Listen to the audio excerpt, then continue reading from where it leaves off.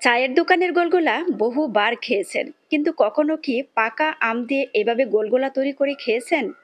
একবার তৈরি করে যখন আপনি খাবেন, মনে হবে আপনি যেন পাকা আম খাচ্ছেন। আর বারবার শুধু মন চাবে পাকা আম ফুরিয়ে যাওয়ার আগে আরো কয়েকবার আমি খেয়ে নেই।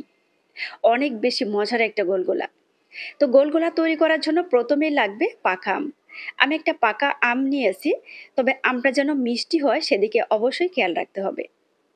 আমটাকে আমি ছুলে নিচ্ছি। আটিটাকে ছাড়িয়ে এর মধ্যে হাফ কাপের অর্ধেক আমি চিনি দিয়ে দিলাম। এখন এটাকে ব্লেন্ড করে আমি পেস্ট করে নেব। আর এখানে আমি হাফ কাপ করে আমি ১ কাপ পরিমাণ আটা দিয়ে দিচ্ছি। তবে আটার পরিবর্তে ময়দা দিয়েও কিন্তু তৈরি করা যাবে। একটা চালুনি দিয়ে এভাবে ছেলে দিচ্ছি। তাহলে দেখা যায় কি এটা দলা পেকে থাকবে না, আর ব্যাটারটাও একদম স্মুথ হবে। সামান্য লবণ আর আমের পিউরিটা দিয়ে দিচ্ছি। তবে আপনারা যদি মিষ্টি পরিমাণটা বেশি না চান, তবে শুধুমাত্র আম দিয়েও কিন্তু তৈরি করতে পারবেন। তবে আমটা যেন মিষ্টি হয় সেদিকে অবশ্যই খেয়াল রাখতে হবে। হাফ চামচ পরিমাণ আমি এখানে বেকিং সোডা দিয়ে দিলাম। এখন উপকরণগুলোকে একসাথে ভালো করে এভাবে মিশিয়ে নিতে হবে। তো এটা একটু আঠালো হবে। তো আমি সামান্য পরিমাণে লিকুইড দুধ দিয়ে এটাকে একটু লিকুইড করে নিচ্ছি। তবে পানি না দিয়ে হালকা দুধ দিবেন, তাহলে এর টেস্টটা কিন্তু বেশি ভালো আসবে। তবে আপনারা চাইলে গুঁড়া দুধও দিতে পারেন।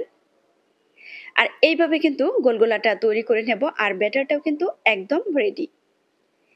এদিকে একটি প্যানে আমি পর্যাপ্ত তেল দিয়ে তেলটাকে গরম করে এখন এক এক করে গোলগোলাগুলো দিয়ে দিচ্ছি। এভাবে আস্তে আস্তে করে দিবেন।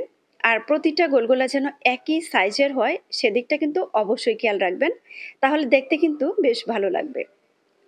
আর তেলটা ভালো করে গরম করে নিয়ে তারপর আমি চুলার তাপটা একটু কম করে রেখে তারপর সবকটা গোলগোলা দিয়ে দিলাম। এখন অবশ্য চুলার তাপটা মিডিয়াম করে রেখেছি। সুন্দর একটা কালার করে ভেজে নেব। আর যখন এটা হালকা একটু ভাজা হয়ে যায় উপরের দিকে কিন্তু ভেসে ওঠে। আর বেশ ফুলকো ফুলকো হয়। চায়ের দোকানের গোলগোলা কিন্তু আপনারা অনেকেই খেয়েছেন। কিন্তু পাকা আম দিয়ে যারা এখনো এইভাবে গোলগোলা তৈরি করে খাননি, বাসায় অবশ্যই ট্রাই করবেন। কারণ এটা যখনই আপনি তৈরি করে খাবেন মনে হবে যেন আপনি পাকা আম খাচ্ছেন। অনেক বেশি মজার একটা গোলগোলা। সুন্দর একটা কালার করে আমি গোলগোলাটাকে ভেজে নিচ্ছি।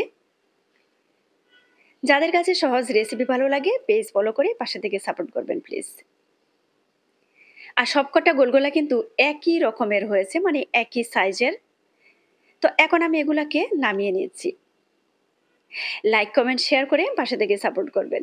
কি সুন্দর হয়েছে গোলগোলাগুলা, আর একদম তুলতুলে হয়েছে। আপনারা চাইলে কিন্তু খুব সহজে এটা পাকা আম দিয়ে তৈরি করে নিতে পারেন।